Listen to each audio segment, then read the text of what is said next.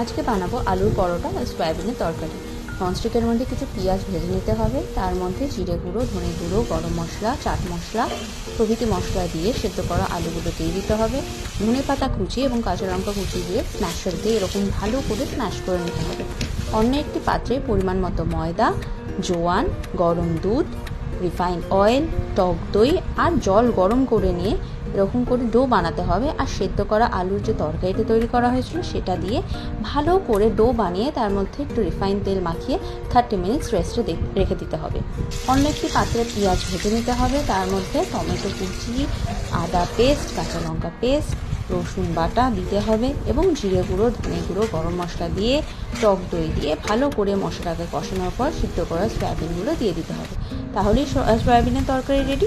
আর ময়দার থেকে লেচি বানিয়ে এটাকে তেল দিয়ে সেঁকে নিলেই পরোটার মতো পরোটা রেডি।